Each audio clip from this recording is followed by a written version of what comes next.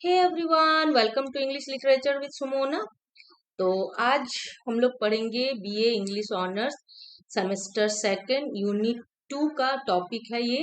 तो ये demanding video है, किसी ने मुझसे डिमांड करी थी कि मैं इस पे, वैसे मैं देती ही, लेकिन कंटेंट बनाना होता है ना, तो थोड़ा सा लेट हो गया, तो उसके लिए फिर मैं क्षमा चाहती हूँ स्टूडेंट से। तो स्टार्ट करते हैं। तो आज का ये जो टॉपिक है ये है द गाइड, जो कि लिखा गया है आर के नारायण के द्वारा। और इसी के मतलब ये जो गाइड है ना, तो इसी पे एक मूवी भी बनी थी। ठीक है, तो सेम टू सेम इसी नॉवल के ऊपर ये मूवी भी बनी थी। और ये जो ऑथर है ना आर के नारायण, इनको इस मूवी के लिए साहित्य अकादमी पुरस्कार भी मिला था। तो एक एक करके अब हम लोग इस सीरीज में क्या क्या पढ़ेंगे, पहले ये सारे चीजों को हम यहाँ पर देख लेते हैं। तो सबसे पहले ऑथर इंट्रोडक्शन, फिर डिस्कस करेंगे कैरेक्टर्स को इस नॉवल के, फिर पूरे मैं नॉवल को एक्सप्लेन करूंगी। उसके बाद फिर कुछ प्रीवियस ईयर के क्वेश्चंस है रिलेटेड दिस नॉवल, उसको भी हम लोग अच्छे से डिस्कस करेंगे। क्योंकि अगर प्रीवियस ईयर के क्वेश्चन डिस्कस करते हैं ना, तो बहुत आइडिया आ जाता है कि किस तरीके से लिखना है, क्या है, नहीं है, सब कुछ। तो फिर देख लेते हैं ऑथर इंट्रोडक्शन सबसे पहले। तो यही है आर के नारायण, जिन्होंने ये नॉवल लिखी है। The R K Narayan was born in Tamil Brahmin family. तो ये are K Narayan Tamil Brahmin family में इनका जन्म हुआ था। और राशीपुरम कृष्ण स्वामी नारायण स्वामी इनका पूरा नाम है। 10 अक्टूबर 1906 और 13 मई 2001, 10 अक्टूबर 1906 को इनका जन्म हुआ था और 13 मई 2001 में इनकी मृत्यु हो गई थी।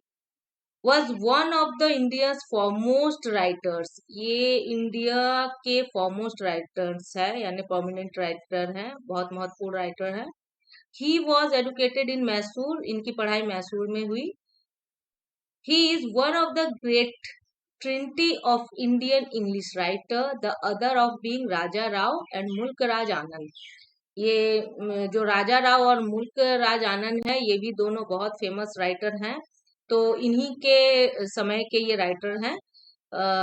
हु बिगेन टू राइट इन 1930, 1930 से इन्होंने लिखना स्टार्ट किया था। ये इन्होंने 15 नॉवेल्स लिखे, 8 ओट लिखे, मतलब शॉर्ट स्टोरी के कलेक्शन थे इनके। और इनके कुछ अलग मतलब प्रोज भी थे। Narayan will always be known for his fiction based in Malgudi, और मालगुडी के ऊपर फिक्शन बेस्ड इनकी राइटिंग स्किल भी रही है। The fictional town of Malgudi was first introduce in Swami and friends. जो मालगुडी टाउन था ना, इन्होंने ही फर्स्ट इंट्रोड्यूस किया था। और बहुत पहले 80 के दशक में एक सीरियल आता था टीवी में, दूरदर्शन में, स्वामी एंड फ्रेंड, यानी मालगुडी डेज नाम से। तो उसी से इन्होंने फर्स्ट मालगुडी नाम का ये किया, मतलब मालगुडी नाम को एज ए फिक्शनल मतलब अपने राइटिंग में इन्होंने यूज किया है ना, उस जगह को। The fictional expert was held as one of the most original works of 1951। इनकी फाइनेंशियल एक्सपर्ट मतलब इन्होंने लिखा था, तो 1951 में इनकी बहुत ज्यादा फेमस ये वर्क रही है।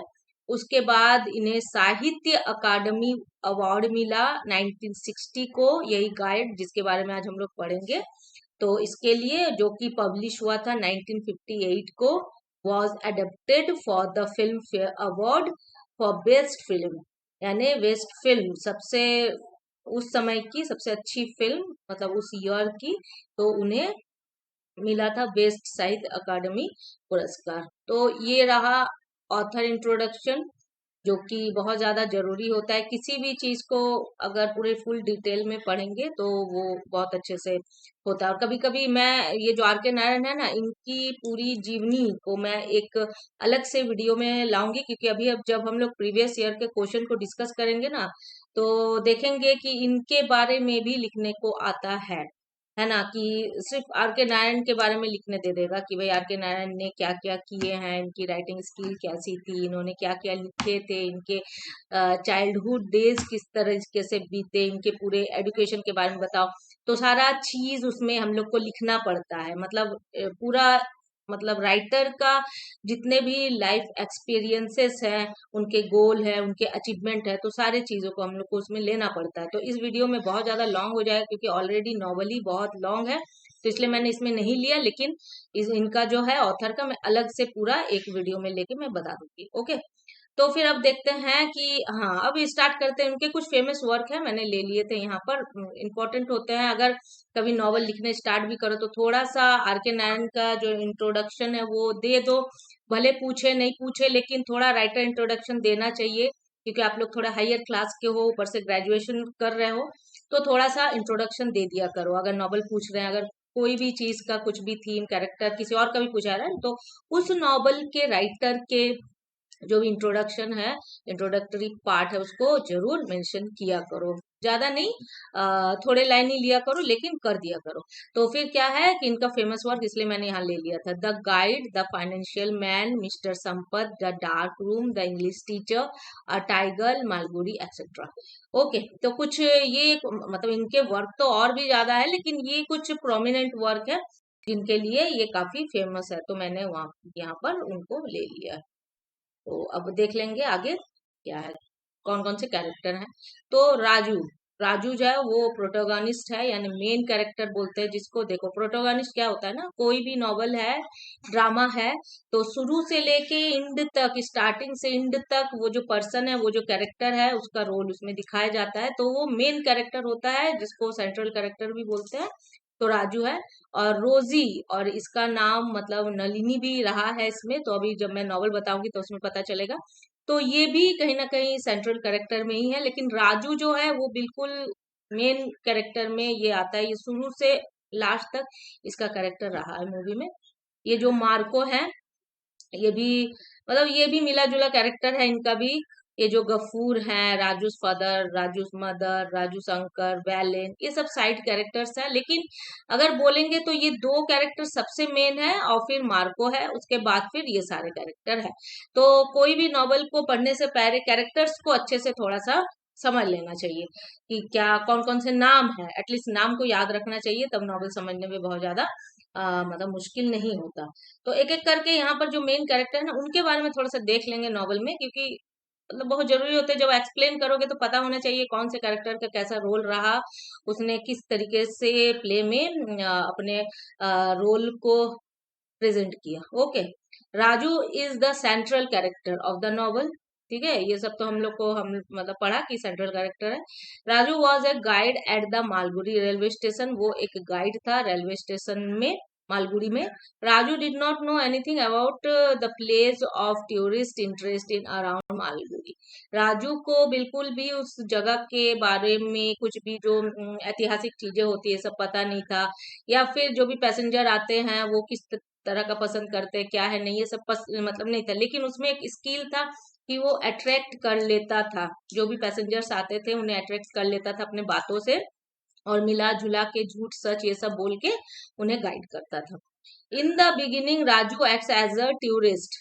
स्टार्टिंग में दिखाया है कि राजू एक्ट कर रहा है एक टूरिस्ट के जैसे, एक गाइड जो होता है ना, जो हम लोग को, अगर हम लोग कोई नया जगह गए तो उसके बारे में अगर पता नहीं चला, मतलब पता नहीं होता कि क्या है नहीं है, तो हम लोग गाइड की तलाश करते हैं, क्योंकि गाइड्स हम लोगों को अच्छे से बता पाते उस एरिया के बारे में, जगह के बारे में, कि क्या कुछ हुआ था, चाहे वो ऐतिहासिक हो या फिर वो जोग्राफिकल हो, जो भी। Then he becomes guide of Rosie, and at last he become swami, who play significant role towards the villagers। तो स्टार्टिंग क्या होता है मैं थोड़ा सा यहाँ पर बताऊंगी, फिर तो नॉवल में हम लोग देखेंगे ही। तो ये क्या होता है ना कि जो राजू होता है वो स्टार्टिंग में तो गाइड होता है जो पैसेंजर्स को बताता है जगह के बारे में। और नेक्स्ट वो रोजी का भी एक तरीके से उसकी मदद करता है ना, तो वो रोजी का भी गाइड बनता है ना, उसके लाइफ में क्या क्या करना है नहीं करना है, तो इसके लिए वो मदद करता है उसे। और फिर लास्ट में क्या होता है कि वो एक सिग्निफिकेंट रोल भी प्ले करता है, सिग्निफिकेंट रोल भी निभाता है विलेजर्स के प्रति, गांव वालों के प्रति। तो क्या है वो सब चीज को हम लोग नॉवल में पढ़ेंगे, नहीं तो सस्पेंस खत्म हो जाएगा। तो अभी हम लोग फिर देख लेंगे कि रोजी, नलिनी, जो इस नॉवल की बोल सकते हो कि एक तरह से हीरोइन है, तो ये भी मेन कैरेक्टर ही है। तो Rosie is also main character of this novel the guide by R.K. Narayan. She is young and beautiful wife of Marco. She belongs to a dancer family and she is very passionate about dancing, but her husband does not allow her to dance. Raju helps her, sorry यहाँ 2 बार her आ गया, in shooting into prominence as a dancer. She becomes a celebrity, almost a legend, and she earns not.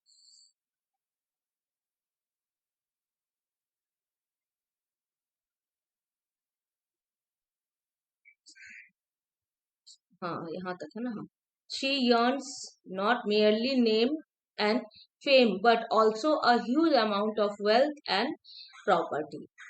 तो अब यहाँ पर देख लेंगे जो ये नलिनी है इनका भी कैरेक्टर सबसे मेन है। तो ये बहुत यंग और बहुत ब्यूटीफुल होती है। ये मार्को की वाइफ होती है। जो हम लोगों ने स्टार्टिंग में ये देखा था ना कैरेक्टर मार्को, तो ये मार्को की वाइफ होती है। और इन्हें डांस का बहुत पैशन होता है, ये डांस करना बहुत पसंद करती है। लेकिन इनके जो हस्बैंड है वो उन्हें डांस के लिए सपोर्ट नहीं करते बिल्कुल भी। लेकिन राजू वो जो गाइड होता है वो उन्हें डांस के लिए सपोर्ट करता है और वो धीरे धीरे सेलिब्रिटी बन जाती है। ठीक है, वो सेलिब्रिटी बनती है धीरे धीरे अपने डांस के बलबूते पे, जिसको कामयाब करने में राजू का बहुत बड़ा हाथ होता है। और उनको बहुत फेम मिलता है, बहुत पैसा मिलता है, बहुत प्रॉपर्टी मिलता है अपने डांस के बल पर। किसको? जो हम लोगों ने रोजी और नलिनी, तो स्टार्टिंग में तो रोजी होती है लेकिन उनका जैसे डांसिंग करियर स्टार्ट होता है तो उनका नाम फिर क्या हो जाता है, नलिनी हो जाता है। अब मार्को का देख लेंगे कि मार्को का यहाँ पर क्या है। तो Marco symbols of India's culture when he and his wife arrive in the town of Malgudi. On the railway station, he hires Raju to show him the sights. यहाँ पर एक चीज और देखेंगे, यहाँ पर जो मैंने ये मार्को पोलो, ये यहाँ पर ये नहीं होगा, सिर्फ मार्को है ना, सिर्फ मार्को कर लेंगे इसको। तो यहाँ देख लेंगे in the town of Malgudi on the railway station he hire Raju show him the sights. जैसे ही वो और उसकी वाइफ मालगुड़ी के स्टेशन में आते हैं तो वो राजू को हायर कर लेता है इधर उधर साइट्स को दिखाने के लिए। Marco has nothing to share with his wife either as a husband और as a human being.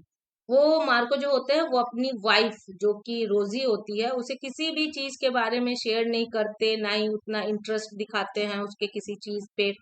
he has neither love nor care for his wife.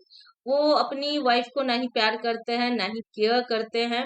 he devoted to his pursuit of ancient art and painting in known or unknown remote caves and temples to the point of total neglect of his wife's wishes. उनको सिर्फ अपने अपने काम के प्रति मतलब उनको सिर्फ अपनी काम की पड़ी रहती है। और वो एंशियन जो पेंटिंग होते हैं, जो गुफाज होते हैं, जो टेम्पल्स होते हैं, जिनको इस बारे में वो जानते हैं नहीं जानते हैं, तो दिन रात उन्हीं के खोज में वो लगे रहते हैं। अपनी वाइफ को टोटली नेग्लेक्ट करते हैं, टोटली, और उनके विशेष का कोई भी ख्याल नहीं रखते। Marco never treats her as a human being who has some individual expectations. तो वो बिल्कुल भी जैसा एक नॉर्मल इंसान होता है ना जो केयर करता है अपनी पत्नी का या फिर उस तरीके से सोचता है, तो ऐसा कुछ भी वो नहीं करता अपनी पत्नी के लिए। उन उसको सिर्फ अपनी पड़ी रहती है, अपने काम के प्रति वो बहुत ज्यादा ध्यान देता है, अपनी वाइफ के लिए नहीं ध्यान देता। तो ये सारा चीज इसमें हम लोगों ने देखा। अब देखेंगे कि हम लोग इस नॉवल को किस तरीके से समझ सकते हैं। तो अब मैं स्टार्ट करती हूँ नॉवल।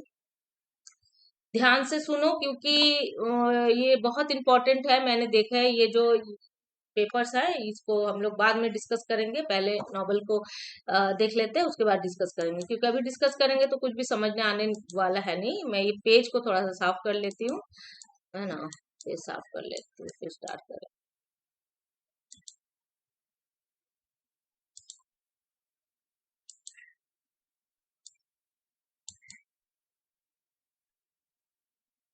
तो स्टार्ट में क्या होता है ना कि ये जो राजू होता है, स्टार्टिंग में होता है कि वो जेल की सजा काट रहा होता है और जेल से उसे रिहाई मिलती है। तो जेल से जैसे ही उसे मतलब स्टार्टिंग यही मतलब इसी तरीके से होता है, तो इसको समझना जरूरी है। तो स्टार्टिंग है कि जेल से राजू की रिहाई होती है और वो जेल से बाहर आता है। बाहर आते ही वो सोचता है कि अब मैं क्या करूं अपने लाइफ के साथ, मैं क्या कर सकता हूँ, मैं कहाँ जाऊं, क्योंकि उसे अपने गांव जाने का मन नहीं करता, क्योंकि वहां उसके साथ बहुत पुरानी यादें जुड़ी होती है। फिर से वो उन यादों में नहीं जाना चाहता। तो वो क्या करता, अपने गांव नहीं जाता जहाँ उसकी माँ होती है, लेकिन फिर भी वो नहीं जाता। वो अब चल पड़ता है अपनी दुनिया में, और उसको पता नहीं होता है वो कहाँ जा रहा है, क्या कर रहा है, बस वो निकल जाता है, वो चल पड़ता है। और चलते चलते इधर उधर भटकता है, उसे कुछ समझ नहीं आता कि वो कहाँ जाएगा नहीं जाएगा। इसी तरह उसका रात दिन सुबह शाम इसी तरह पार हो जाता है। वो कोई डिसीजन नहीं ले पाता, सिर्फ वो चलते आता है। कहीं मंदिर वगैरह में उसे कुछ खाना मिल जाता है, कहीं पर भी पड़ा रहता है, सो जाता है। तो इस टाइप से वो बस चलते जाता है, उसे कुछ पता नहीं होता कि कहाँ जाना है, उसकी मंजिल क्या है, कुछ भी नहीं। तो एक दिन क्या होता है कि वो एक गांव के मंदिर में थका होता है, तो वहां जाके वो चुपचाप बैठा रहता है। तो अब उस गांव में क्या होता है कि एक मंदिर के किनारे, हालांकि वो बैठा रहता है मंदिर के द्वार पे, तो एक विलन मतलब वेलेन नाम का एक ग्रामीण होता है, बहुत सीधा साधा। तो वो उसको देख के सोचता है कि अरे ये कौन है और यहाँ कैसे आया है। और वो देख के ना उसको सोचने लगता है कि ये जरूर कोई साधु संत है ना। वो उसको सोचता है कि साधु संत है ये कोई, और उसके पास आता है और उससे बातें करने लगता है। तो क्या नाम होता है उस ग्रामीण का? वेलेन नाम होता है, ठीक है। तो वो उसके पास आते बातें करने लगता है, उसे बाबा बाबा करके ट्रीट करता है। वो सोचता है कि वो कोई बाबा जी है, क्योंकि ये जो राजू होता है तो इधर उधर घूमते घूमते उसकी जो ब्रेड है ना, दाढ़ी वगैरह बढ़ जाती है। तो वो उसी टाइप का उसका वेशभूषा लगता है और कपड़े वगैरह भी उसी टाइप के उसके दिखते हैं। तो क्या होता है कि वो बोलता है कि अरे बाबा जी, मुझे पता था कि आप जरूर आएंगे, ये वो अपना जो भी है वो बोलने लगता है। और फिर बोलते बोलते बोलता है कि मेरी एक बहन है जिसकी शादी नहीं मतलब हो रही है, और वो शादी करना नहीं चाहती है, तो हम लोग बहुत परेशान है, बाबा जी कुछ कीजिए ताकि वो शादी कर ले। तो इस टाइप का वो बात करने लगता है। और ये जो होता है राजू, वो थोड़ा सा अचंभा में पड़ जाता है कि अरे ये सब क्या हो रहा है, ये क्या बोल रहा है ना, क्योंकि ऐसा तो कुछ उसका है ही नहीं, उसका तो बैकग्राउंड ही कुछ अलग था। तो वो हालांकि फिर वो सुनता है उसके बात को ध्यान से, और फिर बोलता है कि अच्छा ठीक है, अगर आप मुझे ऐसा ही कुछ सोच रहे हैं कि मेरे पास कुछ ऐसा पावर है, कुछ ऐसा है, तो फिर ठीक है, अपनी बहन को ले आइएगा, मैं बात करूंगा उससे। तो क्या होता है, अगले दिन फिर वेलेन क्या होता है, अपनी बहन को वहां ले आता है। फिर राजू उसको कुछ समझाता है, कुछ बताता है ना, यही सब के बारे में, लाइफ क्या है नहीं है, शादी करना चाहिए, जरूरी है, ये सारा चीज। तो फिर ये सुन के उसकी जो बहन होती है, उसकी बात सुन के बहुत इम्प्रेस होती है और शादी के लिए हाँ कर देती है। इस बात से क्या होता है, जो बेलेन होता है ये बहुत खुश हो जाता है और गांव वालों को सबको बुला के ले आता है किसके पास, राजू के पास, और बोलता है ये बहुत पहुंचे हुए बाबा जी हैं जो हम लोग के गांव में आए हुए हैं मंदिर के पास। तो सबको आके इनसे भेंट करता है, सबको ही अपना अपना दुखड़ा बताता है। तो ऐसे ही राजू का धीरे धीरे क्या होता है कि सबको इन पे बहुत ज्यादा विश्वास करने लगते हैं। तो अब इसी तरीके से चलता है गांव में। तो ये क्या करते हैं, गांव में कुछ अच्छा काम भी करते हैं, स्कूल वगैरह के लिए भी सजेस्ट करते हैं कि गांव में बच्चों का एक स्कूल होना चाहिए छोटा सा, तो स्कूल वगैरह भी होता है। तो इस तरीके से इनका दिन अच्छा कट जाता है गांव में, क्योंकि सबको ही बहुत इज्जत करते हैं, बहुत मान देते हैं इनको, तो इसी तरह से इनका कट जाता है। फिर उधर क्या होता है कि उनकी जो माँ है और वो जो रोजी है, तो अब क्या होता है कि इन लोग मतलब इन लोग को आशा रहता है कि जेल से छूट के वो आएगा, लेकिन ये तो कहीं और आ जाता है। तो उन लोग भी बहुत परेशान होती है कि क्या बात है, ऐसा क्यों यहाँ पर, मतलब ऐसा ये हुआ है, वो क्यों नहीं आया जेल से। तो इस टाइप का माहौल उधर चलता है, उन लोग ये चीज को सोचता है। तो अब क्या होता है कि इनका जो मतलब अब क्या होता है कि उस गांव में ना सूखा पड़ जाता है ना, अचानक से सूखा पड़ जाता है। और जो गांव वाले वो बहुत ज्यादा परेशान हो जाते हैं, है ना। तो एकदम एक दूसरे के साथ लड़ने लगते हैं। क्योंकि ऑब्वियस बात है, अगर सूखा पड़ जाएगा तो खाने पीने का अभाव हो जाएगा। तो खाने पीने का अभाव हो जाने से तो गोडाउन वगैरह में जो माल पूरा भरा रहता है, तो उसको जो आम जनता होती है तो पागल हो जाएगी, भाई हम लोग भूखे मर रहे हैं और गोडाउन में माल जमा हुआ है। तो इसको लेके झगड़ा झंडा गांव में स्टार्ट हो जाता है।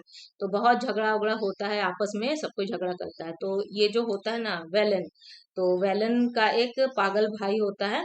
तो जो मतलब पागल क्या होता है कि वो बच्चे जैसा हरकत करता है, उसे उतना सेंस नहीं होता कि वो क्या बोल रहा है नहीं बोल रहा है, उसे समझ नहीं होता, मतलब मैच्योर नहीं होता, है ना। तो आके वो फिर वो आता है, आके राजू के पास आता है, उसको कुछ नहीं समझ में आता, वो राजू के पास आके बोलता है कि गांव में बहुत ज्यादा झगड़ा झंझट हो रहा है, सब कोई एक दूसरे के खून के प्यासे बने हुए हैं, तो आप कुछ मतलब ये कीजिए, मतलब आप कुछ कीजिए। वो आके अपनी टूटी फूटी भाषा में बता देता है, तो राजू समझ जाता है। अब राजू से बोलता है कि मैंने इस गांव के लिए कितना कुछ किया है, यहाँ के लोगों के लिए, और उन लोग आपस में अभी इतनी कठिन परिस्थिति है और उन लोग आपस में लड़ रहे हैं, ये तो बहुत गलत चीज है। तो उसने कहा कि जाके बोल दो कि जब तक इन लोग झगड़ा अगर करेंगे तो मैं खाना वाना नहीं खाऊंगा। राजू ने ऐसा बोला। अब ये जाके क्या बोलता है गांव में, अब ये दौड़ के जाता है और सबको बोलता है कि तुम लोग इस तरह झगड़ा कर रहे हो। तो राजू ने कहा है कि वो खाना वाना नहीं खाएगा अगर आप लोग इस तरह से झगड़ा करेंगे। ये चीज सुन के गांव वाले पूरे खुश हो जाते हैं, है ना। नहीं, वो ये भी बोलता है कि अगर ऐसा झगड़ा करेंगे तो वो खाना वाना नहीं खाएंगे, और साथ में ये भी बोल देता है कि अगर बारिश नहीं होगी तो वो खाना नहीं खाएंगे, क्योंकि बारिश का ही प्रॉब्लम हो रहा था। तो वो बोला कि मैंने वो बोले कि वो गांव वाले इतने परेशान है, एक दूसरे से झगड़ा कर रहे हैं, तो अब जब तक बारिश नहीं होगी तब तक मैं खाना नहीं खाऊंगा, अन्न जल ग्रहण नहीं करूंगा। ये चीज सुन के तो गांव वाले पूरा इमोशनल हो जाते हैं, उन लोग और ज्यादा उनके प्रति श्रद्धा भर मतलब बढ़ जाता है। फिर उन लोग सब आते हैं उनके पास, फिर आके बोलते हैं कि अरे बाबा जी, आपने हम लोगों के लिए इतना बड़ा जो है शपथ ले लिया, है ना, आप लोग मतलब इतना ये करेंगे। तो क्या होता है, राजू ये सब सुन के थोड़ा हैरान हो जाता है ना। फिर वो सोचता है कि अरे ऐसा तो मैंने कुछ नहीं कहा था कि मैं भूखा रहूंगा अगर बारिश नहीं होगी तो अब फिर उसको जब वो जब देखता है कि अरे ये तो बहुत गड़बड़ हो गया, ऐसा तो कुछ बात नहीं है। अतः ये क्या करता है, विलेन को साइड में ले जाता है और उसे अपने पास बुला के अपने लाइफ के बारे में सब कुछ बताता है कि मैं क्या हूँ नहीं हूँ, मैं कोई संत बाबा नहीं हूँ। तो अब यहाँ से कहानी स्टार्ट होती है, तो इस कहानी को रिलेट करेंगे हम लोग अभी से। तो अब मैं पास्ट में जाके कहानी स्टार्ट करती हूँ कि क्या कुछ हुआ था कि राजू को जेल जाना पड़ा था, और अभी ये सारी बातें वो विलेन को बता रहा है कि मैं क्या हूँ नहीं हूँ। तो यहाँ से अब स्टार्ट करते हैं। होता यह है कि राजू गाइड होता है मालगुड़ी में, और उसका दिन अच्छा खासा कट जाता है ना। उसकी माँ होती है साथ में, है ना, तो उसका अच्छा खासा दिन कट जाता है, उसकी जो इनकम होती है ये सब भी अच्छे से चल जाती है। तो इसी तरह होते होते क्या होता है, एक दिन ये मार्को और इसकी वाइफ जो रोजी, ये दोनों आते हैं मालगुड़ी में। और मालगुड़ी में आते हैं तो इन्हें एक गाइड की जरूरत होती है, तो ये गाइड बन जाता है राजू, इनका गाइड बन जाता है कि इन्हें ले जाएगा इधर उधर, बताएगा कहाँ क्या होता है नहीं होता है ना। ये जो मार्को और रोजी है। तो मार्को मालगुड़ी इसलिए आता है क्योंकि इससे बहुत ज्यादा मतलब he was passionate about searching caves and temples. तो ये सब के लिए बहुत ज्यादा ये फेमस होता है, मतलब इसको बहुत ज्यादा जानने का जिज्ञासु होता है कि भाई केव किस तरीके के हैं, उसके अंदर क्या क्या चीजें हैं, पुरानी ऐतिहासिक चीजें जो हैं। तो वो आता है इस चीज के लिए, फिर राजू से पूछताछ करता है, राजू बताता है हाँ यहाँ पर इस तरह की केव है, मे बी ये कहीं पढ़ा होगा या जाना होगा तभी तो आता है ना वहाँ के, वहाँ कुछ केव होता है मार्को। तो राजू बोलता है हाँ मैं ले चलूंगा, तो उसी समय वो बोलता है कि मुझे ले चलो साइड पे, मैं देखना चाहता हूँ। ये इतना ज्यादा पैशनेट होता है अपने काम के लिए। तो नलिनी को उतना इंटरेस्ट नहीं होता ये सब चीजों में, ऐतिहासिक चीजों में, ये सब चीजों में, तो वो नहीं जाती। तो राजू लेके जाता है इनको, मतलब मार्को को। तो मार्को जाता है तो वो केव टेम्पल ये सारी चीजों को देखता है, तो उसे बहुत अच्छा लगता है। वो उसमें इतना इन्वॉल्व हो जाता है कि उसको घर आना है रोजी के पास, या फिर खाना होना, उसको कोई चीज का कुछ भी सुध नहीं रहता, वो गुफा में ही पड़ा रहता है और वहीं से अपना रिसर्च वो जारी रखता है। अब क्या होता है कि नलिनी यहाँ पर हम लोग एक रेस्ट हाउस में रुकते हैं। तो नलिनी को बहुत ज्यादा अकेला फील होता है, उसे मतलब अच्छा नहीं लगता है, एकदम मतलब खाली खाली टाइप का लगता है, तो वो भी कहीं घूमना जाना चाहती है। तो फिर राजू उसे पूछता है कि कहाँ जाना है, तो वो बोलता है कि कोई ऐसी जगह पे ले चलो जहाँ पर जो नाग का डांस वगैरह होता है ना, जो सपेरा लोग डांस वगैरह मतलब करती है नाग का, तो उस जगह पे मुझे ले जाओ, मतलब मे बी कि वो कुछ ऐसा फोक सॉन्ग टाइप का ऐसा कुछ वो बोली। तो राजू उसे लेके गया, राजू उसे एक बस्ती में लेके गया जहाँ पर नाग मतलब एक औरत होती है जो मतलब डांस करती है और नाग वगैरह का डांस वांस होता है। तो उसको पहले तो मतलब देखती है रोजी, और रोजी भी बिलोंग करती है एक डांसर फैमिली से, उनकी माँ देवदासी होती है, डांसर होती है। तो फिर उसको भी अंदर से क्या होता है ना कि हेरिटेज, ये होता है ना जो हेरिडिटी बोलते हैं, तो उसे भी डांस वगैरह का बहुत शौक होता है। तो वो पहले तो नागिन जो डांस करती है उसको देखती है, और फिर देखते देखते वो इतना ज्यादा उसमें एकदम घुस जाती है कि वो भी डांस करने लगती है। और वो डांस के प्रति इतना पैशनेट होती है कि उसका डांस बिल्कुल अलग होता है, वहां जितने भी देखते हैं उसके डांस को एकदम मतलब लाइक स्टेयर करते हैं, मतलब बिल्कुल एक टक लगा के देखते हैं। तो राजू भी इस चीज को देखता है, और फिर राजू समझ जाता है कि इसको डांस का बहुत ज्यादा इंटरेस्ट है, क्योंकि घुंघरू भी वो पहन लेती है, घुंघरू पहन के वहां पर घुंघरू वगैरह लेके पहन के वो डांस करती है। तो बहुत इसको देख के राजू बहुत ज्यादा ये हो जाता है कि इसको डांस का बहुत ज्यादा शौक है। और फिर वो जैसा, हाँ, फिर वो डांस वगैरह होता है, फिर वो आ जाते हैं प्रेस्ट हाउस में। तो वो जैसा एक्सपेक्ट करती है मार्को से कि मार्को उसको जिस तरीके का केयर करेगा, जैसा प्यार करेगा, है ना, तो ऐसा बस उसे नहीं मिलता। इस चीज का इसे बहुत ज्यादा दुख होता है कि मेरा हस्बैंड मेरा केयर नहीं करता, मैं क्या कर रही हूँ नहीं कर रही हूँ देखने तक नहीं आ रहा है, जहाँ कैब्स में वहीं वो पड़ा रहता है। तो इस टाइप का सिचुएशन चलता है, और ये अंदर अंदर बिल्कुल घुटते रहती है, इसे बहुत ज्यादा बुरा लगता है ये सब चीज। तो अब क्या होता है कि अब धीरे धीरे मतलब इन दोनों में दूरी और ज्यादा बढ़ने लगता है ना, मार्को में और रोजी में दूरी और बढ़ने लगता है, क्योंकि मार्को बिल्कुल भी इसे टाइम नहीं देता, जिसके कारण रोजी जो है वो दिन प दिन घुटते रहती है, और इनका जो है दिन प दिन मतलब अब झगड़ा में सिचुएशन अब ये हो जाता है, चेंज हो जाता है, अब दोनों में अक्सर झगड़ा होने लगता है। तो अब ये राजू देखता है कि उसे डांस में बहुत ज्यादा है, तो अब वो धीरे धीरे उसे बोलने लगता है कि अगर तुम्हारा किसी चीज में रुचि है तो तुम्हें उसमें बहुत ज्यादा ध्यान देना चाहिए, है ना, ये सारे चीज बातें इन्हें इसे धीरे धीरे बोलने लगता है। तो अब क्या होता है कि अब जो रोजी है वो तंग आ जाती है, और बिल्कुल इसे मार्को से इसका बहुत ज्यादा झगड़ा होता है, और झगड़ा होने के बाद ये मार्को को अब छोड़ने का, घर छोड़ने का, मार्को का घर छोड़ने का वो डिसीजन लेती है कि अब वो मार्को के साथ नहीं रहेगी। और उसी दौरान क्या होता है कि मार्को ऐसा वो सोचती है कि अब वो नहीं रहेगी, वो बिल्कुल हार जाती है अपने जीवन से।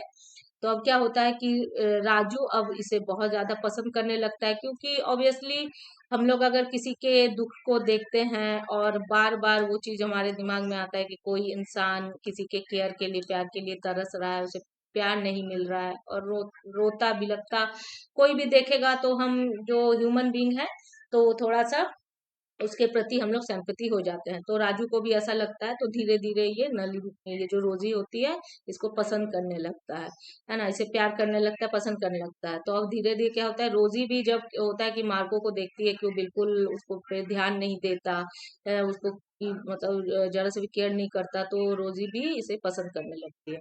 तो क्या होता है कि दोनों जो ये होती है, रोजी होती है, वो मार्को से झगड़ा करती है और घर छोड़ देती है उसका, और वो आ जाती है राजू के घर। अब राजू के घर अगर आती है तो उसकी जो माँ होती है उसे बिल्कुल भी इन दोनों का जो रिलेशन होता है वो पसंद नहीं होता। क्यों? क्योंकि अगर वो एक्सेप्ट कर भी लेती, लेकिन कहीं ना कहीं ये था कि जो गांव में गांव के जो लोग थे तो इस रिलेशन को लेके बात करते या फिर कुछ भी, तो ये चीज उसकी माँ को बिल्कुल भी पसंद नहीं था, क्योंकि वो पुराने ख्यालात की है, और हमारी सोसाइटी भी इस तरह का कुछ रिलेशन को है जो एक्सेप्ट नहीं करते। तो उसकी माँ ने ऑब्जेक्शन किया इस चीज को लेके बार बार कि नहीं ऐसा नहीं, ये गलत है ये सब। तो तो फिर उसकी माँ ने एक्सेप्ट नहीं किया, और वो घर छोड़ के चली गई, और जो राजू के अंकल्स थे वो भी सजेस्ट किए, राजू को आके समझाए कि ये सब गलत है, लेकिन ये नहीं माना। तो राजू की माँ राजू के अंकल के साथ घर छोड़ के चली गई। अब राजू के जीवन का सिर्फ एक ही लक्ष्य रह गया था कि वो नलिनी को उसके अंजाम तक पहुंचाए, यानी जो उसका डांस है उसको लोगों तक पहुंचाए, उसको फेम दिलाए। तो अब क्या होता है, वो प्रैक्टिस मतलब ये जो है रोजी जो है वो राजू के घर में प्रैक्टिस करती थी, घुंघरू वगैरह पहन के डांस वगैरह का। फिर धीरे धीरे राजू उसके कंसेप्ट कराने लगा, यहाँ वहाँ छोटे मोटे कंसेप्ट करती थी डांस का। फिर धीरे धीरे वो फेमस होने लगी, और फिर वो दोनों मुंबई चले गए, और जाके वहां पर वो बहुत बड़ी एक डांसर बन गई नलिनी के नाम से, और बहुत ज्यादा पैसा फेम उसके पास आ गया, है ना। दोनों शुरू में तो बहुत अच्छा रिलेशन था, दोनों खुश रहते थे, राजू भी ठीक था। लेकिन अब धीरे धीरे क्या होता है कि राजू के मन में लालच आ जाता है इतना पैसा देख के। और राजू भी जो मतलब अलग इंसान होता है ना, कि लालच होता है तो वो बदलने लगता है, तो राजू भी अब बदलने लगता है। ज्यादा पैसा आ जाता है उनके पास तो राजू शराब पीने लगता है, जुआ खेलने लगता है ना। और सिर्फ रोजी को उसके पैसे के लिए सिर्फ यूज करने लगता है, मतलब रोजी बस उसके लिए कमाऊ मशीन हो जाती है, जो कि रोजी अब धीरे धीरे रियलाइज करती है ना। नलिनी, उस समय नलिनी नाम होता है उसका, डांस करते लेकिन होती तो रोजी है। तो अब धीरे धीरे रोजी को भी इस चीज का समझ आने लगता है कि ये सिर्फ मेरा यूज कर रहा है। तो उसे बहुत ज्यादा दुख होता है कि ऐसा, मतलब उन मतलब उसी के साथ ऐसा क्यों होता है, इस टाइप का उसे बहुत दुख होता है, लेकिन फिर भी वो बर्दाश्त करती है। और दोनों किसी भी तरह से रिलेशन भले अप डाउन चलता है लेकिन दोनों रहता है।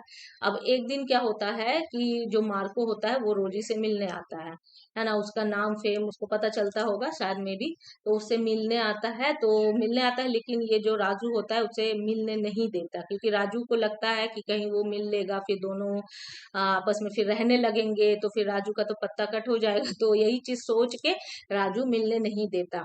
और ये जो मार्को होता है उसके लिए एक नॉवल भी भिजवाता है, उसे तो मिलने नहीं देता लेकिन एक कुरियर से एक नॉवल भी भिजवाता है, एक बुक भिजवाता है, लेकिन फिर भी वो बुक नहीं, मतलब नलिनी तक नहीं पहुंचने देता, रोजी तक नहीं पहुंचने देता। तो अब वो दोनों की दूरी बनाए रखना चाहता है, कि ताकि हम मतलब रोजी और राजू के बीच मार्को फिर से ना आ पाए। अब ये सब सारी चीजें चलती रहती है, और रोजी ये सब चीज से बिल्कुल अननोन होती है, उसे बिल्कुल भी पता नहीं होता कि मार्को मिलना चाहता है, कि ये सारी चीजें। अब क्या होता है कि मार्को रोजी के नाम पे कुछ जेवर रखता है बैंक में, तो वो रोजी को वो जेवर दे देना चाहता है। तो अब उसको कोर्ट से एक लेटर आता है कि कुछ जेवर है जो कि रोजी को देना चाहता है मार्को। तो ये लेटर राजू के पास पहुंचता है। अब उस पेपर में साइन करना रहता है नलिनी को, मतलब साइन करना रहता है। तो अब ये राजू क्या करता है कि नलिनी तक बात नहीं पहुंचने देना चाहता, क्योंकि वो कहीं ना कहीं इन दोनों को नहीं मिलने देना चाहता, क्योंकि कहीं ना कहीं उसे लगता है कि अगर ये दोनों मिल जाएंगे तो फिर हो सकता है कि मुझे साइड होना पड़े, तो ये सारा चीज उसे मंजूर नहीं था। तो उसने क्या किया कि मतलब नलिनी का रोजी का जाली सिग्नेचर उस कागज में करके और वो दे दिया। और जाली सिग्नेचर जैसे ही किया, मार्को को इस चीज का पता चल गया, और मार्को तो फिराक में था ही कि कहीं ना कहीं मुझे मिले और मैं इसको अच्छे से सबक सिखाऊं। अब मार्को क्या करता है कि उसे पुलिस स्टेशन में जाके बता, मतलब दिखा देता उसके खिलाफ कार्रवाई करने के लिए। अब क्या होता है कि राजू मतलब राजू का बुरी तरह फंस जाता है। तो नलिनी का प्रोग्राम होते रहता है डांस का, वहां राजू रहता है, तो वहीं पुलिस आ जाती है, और पुलिस उसे फ्रॉड के केस में पकड़ के जेल में डाल देती है।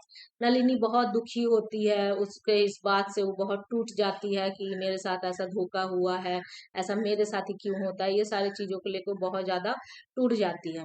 तो बस यहीं तक, जो स्टार्टिंग मैंने बताया था कि वो जेल में था, तो उसको जेल में सजा हो जाती है 2 साल की। फिर वो जेल से छूटता है, मतलब जेल से छूट के फिर वही विलेज में चला जाता है, जिस बारे में मैंने बात की है। अब इधर क्या होता है कि तो अभी इधर आ जाते हैं कि क्या हुआ था उस समय। तो उसने 12 दिन का व्रत रखा था, 12 दिन के लिए वो बोला था, जो भी उसका जो पागल भाई था वो जाके जो गांव में फैलाया था कि वो 12 दिन का उपवास करेंगे, क्योंकि बहुत जब राजू आया था गांव में तो उसे तो कहानियां सुनाने का बहुत शौक था एज ए गाइड। तो वो ये कहानी भी सुनाया था कि एक बहुत बाबा जी पहुंचे हुए बाबा जी थे, बहुत पुरानी बात है कि एक बार गांव में बारिश नहीं हो रही थी, तो बाबा जी ने 12 दिन तक उपवास रखा, उसके बाद बारिश हो गया। तो ये सारा चीज कहानी सुनाए थे, तो सब गांव वाले तो ये कहानी सुने हुए थे। तो वही जो पागल भाई है जाके गांव में यही चीज बोला था कि वो जो बाबा जी हैं वो व्रत रखेंगे, जब तक पानी नहीं होगा तो 12 दिन का व्रत रखेंगे। तो अब गांव वाले तो खुश हो गए, लेकिन राजू की तो जान पे बनी हुई थी।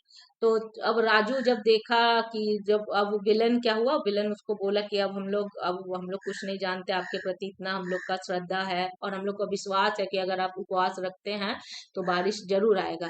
आपके साथ हम लोग भी उपवास रखेंगे, कोई 2 दिन का, कोई 4 दिन का, ऐसा ऐसा हम लोग उपवास रखेंगे, लेकिन आपको रखना पड़ेगा। तो इस तरीके से वो बोलता है राजू को कि आपके ऊपर सब कोई बहुत विश्वास करता है, भले आप एक नॉर्मल इंसान है, भले आप बाबा जी नहीं है, क्योंकि राजू इसको बोल देता है कि मैं एक नॉर्मल इंसान हूँ, मैं कोई बाबा नहीं हूँ, मैं जेल खट के आया हूँ, ये सारा चीज है ना, मेरे अंदर भी लोभ है, लालच है, सब कुछ है। लेकिन फिर भी विलन को उसके ऊपर बहुत विश्वास होता है और बोलता है आप चाहे जो भी हो, आपके पास्ट में हम लोग को मतलब नहीं है, लेकिन आप हम लोग के लिए बाबा जी हैं और आप हम लोग के लिए जो काम कर रहे हैं ये बहुत ज्यादा हम लोग का मतलब श्रद्धा आपके प्रति और ज्यादा श्रद्धा बढ़ाता है। तो ये चीज सुन के राजू भी बहुत ज्यादा इंस्पायर होता है और वो भी सोचता है कि अच्छा, अगर इन लोगों को मेरे ऊपर इतना भरोसा है तो फिर मैं उपवास रखूंगा। अब 12 दिन का उपवास, ऊपर से वहां कर बहुत ज्यादा गर्मी पड़ी हुई थी, पानी का तो नाम निशान नहीं था। अब वो मंदिर में बिल्कुल वो मतलब स्टार्ट कर देता है अपना उपवास का जो उसका होता है। तो अब क्या होता है कि अब दूर दूर तक पूरा खबर पहुंचता है कि बाबा जी मतलब ऐसा उपवास कर रहे हैं 12 दिन का, बारिश नहीं हो रहा है इसलिए। तो गांव में दूर दूर के मतलब गांव वाले सब उनसे मतलब भेंट करने आते थे, है ना। मतलब वो सफा मतलब समाधि में लीन थे, तो सबको उनके दर्शन के लिए भी एकदम व्याकुल रहते थे। अब न्यूज़पेपर में भी आने लगा, उस समय तो इतना ये नहीं था, टीवी वगैरह का क्रेज नहीं था, तो न्यूज़पेपर में होता भी था तो सबके घर में नहीं था। तो न्यूज़पेपर में छापा गया कि ऐसा ऐसा बात है, बाबा जी उपवास कर रहे, बहुत बड़ा बात था। एक तो सूखा पड़ा हुआ है, इतनी गर्मी में बाबा जी अन्न जन मतलब त्यागे हुए हैं। इस चीज से सबको बहुत ज्यादा ये हुआ, सब कोई मिलने आने लगे, तो धीरे धीरे नलिनी तक भी खबर गया, है ना, वो भी न्यूज़पेपर में इस चीज को देखी। तो और फिर उसकी माँ तक भी खबर गया, क्योंकि और भी गांव वाले जो है वो दूसरे गांव में खबर देते गए, तो उसकी माँ मतलब मिलने आए कि भाई कौन बाबा जी हैं, है ना, अपने गांव की औरतों के साथ, कि कौन बाबा जी हैं, जाके देखते हैं जो इतना ज्यादा समाधि में लीन है और इतना भलाई कर रहे हैं। तो वो आती है तो देखती है राजू को, राजू को देख के वो बिल्कुल परेशान मतलब ये हो जाती है, देख के खुशी से पागल हो जाती है। तो और फिर इधर नलिनी जो रोजी होती है वो भी खबर सुन के आती है ना, तो खबर सुन के आती है तो वो भी जब आके देखती है कि अरे ये तो मतलब राजू है, वो भी देख के बिल्कुल आश्चर्य हो जाती है। फिर वो दोनों वहीं पर रहने लगते हैं, है ना, तो उन लोग दोनों वहीं पर रहने लगते हैं और फिर राजू जो है वो दिन प दिन उसका तबीयत बिगड़ते जाता है, लेकिन फिर भी उसमें एक हिम्मत आता है कि वो ये सब बर्दाश्त कर सके। और गांव वालों का तो एकदम अटूट जो विश्वास है वो उसके ऊपर होता है। तो इस तरीके से एक एक दिन पार होता है और राजू का तबीयत और बिगड़ते जाता है और बिगड़ते जाता है, और सब कोई वहां पर दुआ करते हैं कि राजू का तबीयत ठीक हो जाए, बारिश हो जाए। और राजू भी बहुत दुआ करता है ना। फिर एक दिन क्या होता है कि वो बहुत ज्यादा कमजोर हो जाता है और सारे जो भी वहां पर लोग रहते हैं जो भी उसके भक्त होते हैं, तो उन्हें बोलते हैं कि मुझे नदी के किनारे लेके चलो, है ना, मुझे बिल्कुल बहुत बेचैनी होता है, मतलब हो रहा है। तो वो उन्हें लेके जाते हैं नदी के किनारे, वो वहां कुछ प्रणाम करता है ना, और मतलब विनती करता है भगवान से। तो ऐसा करते हुए क्या होता है कि वहीं पर वो बेहोश हो जाता है, और वो जैसे ही बेहोश होता है वैसे ही पूरा बारिश होने स्टार्ट हो जाता है, चारों तरफ बादल छा जाते हैं, लोग खुशी से नाचने लगते हैं, है ना। लेकिन हाँ, राजू अब वहां पर गिर जाता है। अब आगे ये नहीं बताया जाता कि राजू जिंदा है कि मर गया, ऐसा कुछ नहीं बताया जाता है, और जो ये नॉवल है ये यहीं पर इंड हो जाता है। लेकिन हाँ, इंड में बारिश जरूर हो जाती है। तो ये नॉवल जो था वो यहीं पर इंड हो गया, इसके आगे कोई भी मतलब एक सस्पेंस टाइप के बना हुआ कि राजू जिंदा था कि नहीं था। तो अब नॉवल जो था उसका एंड यहीं तक था। ओके, तो अब थोड़ा सा क्वेश्चन आंसर देख लेते हैं इसका कि क्या है। तो फर्स्ट क्वेश्चन है, give a character sketch of रोजी इन योर ओन वर्ड। एक चीज नोटिस करोगे कि जब भी लिखना मतलब लिखा जाता है कैरेक्टर के बारे में तो ओन वर्ड्स दिया जाता है। क्यों? क्योंकि आपने नॉवल को जो भी पढ़ा ना, तो आप क्या समझे तो उसमें अपने शब्दों में उसको लिखना है। ये नहीं कि बुक का रट लिए, नॉवल रट लिए और जाके, नहीं, अपने शब्दों में इसको बना के लिखना है। तो इसमें रोजी का करेक्टर बोला है, तो रोजी क्या थी? एक सिंपल एक वुमेन थी, है ना, जो कि अपने पति से केयर चाहती थी, प्यार चाहती थी, रिस्पेक्ट चाहती थी, जो कि उसे नहीं मिला। और वो डांस के प्रति भी बहुत ज्यादा पैशनेट थी, है ना। She was passionate about so much, है ना, इन हिज डांस करियर। पहले तो करियर के बारे में वो नहीं सोचती थी, वो सिर्फ डांस के बारे में पैशनेट थी, लेकिन राजू ने इसकी मदद करी, तब वो एक सक्सेसफुल डांसर बनी। तो ये सारा चीज आप लोग को अपने वन वर्ड में लिखना है, ठीक है। और यहाँ पर कुछ वर्ड लिमिट्स तो दिया नहीं है, तो आप अपने से एक वर्ड लिमिट्स बना के, जैसा आपका नंबर कितना का मतलब नंबर देता है, 10 नंबर का होता है या 20 नंबर का होता है या 15 नंबर का होता है, उस हिसाब से आप लोग इतना तो जानते ही हैं कि कितना लिखना चाहिए, तो उस हिसाब से आप लोग उतना लिख के आंसर को फुलफिल कर सकते हैं, क्योंकि मैंने बता दिया। अब आप लोग को वन वर्ड में लिखना है, इतना तो आप लोग एबल हैं कि इंग्लिश में आप लोग वन वर्ड में चीजों को लिखें। फिर भी अगर आप लोग को लगता है कि वन वर्ड में लिखने में कुछ प्रॉब्लम होगा, तो आप लोग मुझे कमेंट करें, मैं ये जो मतलब आंसर है इसको सॉल्व करूंगी। यहाँ पर भी नहीं करूंगी क्योंकि बहुत ज्यादा लॉन्ग हो जाएगा सेशन, बहुत ज्यादा फिर बोरिंग भी लगेगा और टाइम भी बहुत ज्यादा हो जाएगा। तो इसीलिए अगर दिक्कत होता है, मैंने तो नॉवल को समझा दिया, तो फिर मुझे बताना, मैं इसको जरूर एक्सप्लेन कर लूंगी, मतलब कर दूंगी। अब नेक्स्ट क्वेश्चन क्या है देख लेते हैं इसको। तो नेक्स्ट क्वेश्चन है, discuss the immense contribution made by R K Narayan as a novelist to the field of Indian English literature. देखो मैंने अभी बोला था ना, मैं इसको थोड़ा इरेज कर देती हूँ, बहुत ज्यादा ये गंदा दिख रहा है, मतलब हो भी नहीं रहा, पता नहीं, एक सेकंड।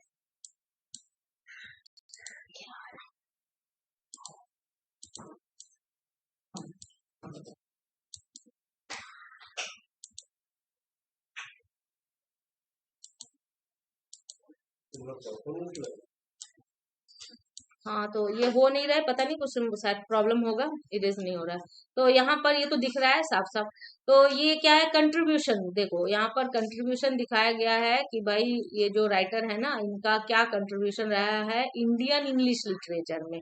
मतलब इनका अब पूरा आपको बताना पड़ेगा कि इंडियन इंग्लिश लिटरेचर में इनका क्या योगदान रहा है। तो अब इनके सारे वर्क्स को लेके हम लोग एज ए नॉवलिस्ट, यानी इन्होंने और भी जितने भी नॉवल लिखे हैं उस सारे चीजों को, उसमें एक पर्टिकुलर नॉवल नहीं, जितने भी नॉवल लिखे हैं, तो उस सारे चीजों के बारे में इसमें आपको डिस्कस करना है। उनके चाइल्डहुड मतलब कैसा रहा, उनका एजुकेशन कहाँ से स्टार्ट हुआ, उन्होंने कौन से कॉलेज में पढ़ाई लिखाई कंप्लीट की, ये सारे चीजों को इसमें आप लोग को लिखना है ना। उनका नेचर कैसा था, उनकी राइटिंग स्किल किस टाइप की थी, तो ये सारे चीजों को यहाँ पर लेना। मैंने पहले ही कहा था कि कभी कभी ऑथर के भी दे दिए जाते हैं, तो यहाँ तो मैंने शॉर्ट में कवर किया है क्योंकि मुझे नॉवल बताना था। अब नेक्स्ट क्या है, Marco and Rosie play an important role in Raju's life in the novel the guide by R K Narayan, discuss in your one word. देखो फिर यहाँ पर आ गया वन वर्ड। वन वर्ड से क्या होता है ना कि पता चलता है कि बच्चे क्या सीखे हैं, उनको क्या समझ आया है, इसलिए वन वर्ड का बार बार यूज होता है क्वेश्चन को, मतलब आंसर को लिखने में। तो साफ बात है कि मार्को और रोजी का राजू के लाइफ में क्या कंट्रीब्यूशन था। यही कंट्रीब्यूशन था कि वो लोग मालगुड़ी में आए थे, मार्को अपने काम के लिए आया था, जहां पर रोजी और राजू का मुलाकात होता है, और धीरे धीरे धीरे धीरे उन लोग एक दूसरे को जानते हैं, उनके बीच में फ्रेंडशिप होता है ना। और क्या होता है कि एज ए गाइड वो उनसे कुछ पैसे भी कमा लेता है। तो ये सारी चीजें होती हैं उनके, उसके लाइफ में, राजू के लाइफ में एक बहुत बड़ा चेंज होता है, राजू का लाइफ भी चेंज होता है, क्योंकि रोजी उसे मिलती है और दोनों वहां से मतलब मुंबई चले आते हैं। वहां जाके राजू रोजी का हेल्प करता है, जिससे रोजी एक बहुत बड़ा डांसर बनती है, और रोजी के साथ राजू का भी लाइफ चेंज हो जाता है। उसके बाद भी राजू के लाइफ में बहुत सारी चेंजेस आती है। और मार्को क्या करता है कि उसे, जैसे उसको तो फिराक में रहते ही उसके उसे जाली सिग्नेचर मिलता है, तो वो उसके खिलाफ केस कर देता है। तो ये सारी चीजें होती है ना। तो कुछ फॉर्चून चीजें होती है, कुछ अनफॉर्चून चीजें होती है, तो दोनों मिला जुला के राजू के लाइफ में होता है जब मार्को और रोजी राजू के लाइफ में आते हैं। तो ये सारी चीजों को बहुत अच्छे से सिस्टमेटिक वे से इसमें हैंडल करके लिखना है। ओके, अब नेक्स्ट क्या है, of a compassionate guide at the end of the novel using your own words. तो इसमें भी है कि कंपैशनेट गाइड मीन्स क्या होता है कि उसके लाइफ में जैसे जैसे समय बीतता जाता है, तो वो एक मतलब किसी के लिए गाइड का ही काम करता है। पहले तो वो लोगों को के लिए गाइड का काम करता है ना, उन्हें मार्ग दिखाता है कहाँ जाना है, उस जगह के बारे में, मालगुड़ी के बारे में। फिर वो रोजी के लाइफ का गाइड बनता है, उसे वो बताता है कि वो रोजी को एनकरेज करता है कि तुम्हें डांस करना चाहिए, है ना, तुम डांस करो, डांस में तुम्हारा करियर है ना, तुम एक ही चीज को लेके बैठे मत रहो, है ना, तुम्हें अपने करियर के लिए सोचना चाहिए। तो ये सारे चीज उसे वो प्रोत्साहित करता है अपने डांस करियर में आगे बढ़ने के लिए। और लास्ट में क्या होता है कि वो जिस गांव में जाता है तो विलेजर्स के लिए भी एक मार्गदर्शन का काम मतलब करता है, उनके लिए भी एक गाइड बनता है ना, उन्हें उनकी भी खराब परिस्थिति में भले ही वो ऐसा हो कि वो ऐसा करना नहीं चाहता है, लेकिन किसी ना किसी सिचुएशन से उसे करना पड़ता है, लेकिन बाद में वो भी इस चीज के लिए पागल हो जाता है और वो भी बिल्कुल अपने जो उसका उपवास है वो उस चीज को दिल से करने लगता है। तो यही चीज बताया गया है कि उसका जो गाइड है ना वो कंपैशनेट होता है अपने गाइड के काम के लिए, है ना। एंड ऑफ द नॉवल यानी लास्ट में क्या करता है, अपना जान तक दांव पे लगाता है लोगों को मार्गदर्शित करने के लिए, है ना, ताकि उन्हें पानी मिले। और भले वो इस चीज पे विश्वास करे ना करे कि भगवान पानी बरसाएंगे नहीं बरसाएंगे, लेकिन वो एक गाइड, एक मार्गदर्शन का काम करता है लोगों के लिए at the end of this novel. Okay, तो ये क्वेश्चन था, मैंने हल्का सा इसको डिस्कस किया, ये सब प्रीवियस ईयर के क्वेश्चन है, तुम लोग भी देख सकते हो। तो ये इस नॉवल से ही रिलेटेड थे। तो अब हाँ, अगर इस जो मैंने कहा और ये सब एक नोट्स के थ्रू चाहिए तो मुझे कमेंट करो, तभी मैं नोट्स इसका बनाऊंगी। बाकी तो वन वर्ड में ही लिखना है, तो मैंने समझा दिया, तो आप लोग अपने वन वर्ड में ही लिखोगे तो बेहतर होगा। फिर भी अगर दिक्कत होता है कमेंट करना, मैं इस चीज के लिए जरूर मतलब देखूंगी, मतलब। और इसीलिए थोड़ा लेट हो गया, जिसने भी मुझे कहा था, तो मैं फिर से मतलब फिर वंस अगेन मैं सॉरी बोलना चाहती हूँ, क्योंकि बहुत ज्यादा शेड्यूल टाइट होता है। क्लास 1 से लेके एमए तक का मैं वीडियोस देती हूँ, तो मैं दूंगी इसका जो भी है सीरीज जो मैं कंप्लीट करूंगी सेकंड सेमेस्टर का, उसको टेंशन लेने की जरूरत नहीं है किसी को भी। तो फिर आज के लिए इतना ही। Till then bye and take care of yourself.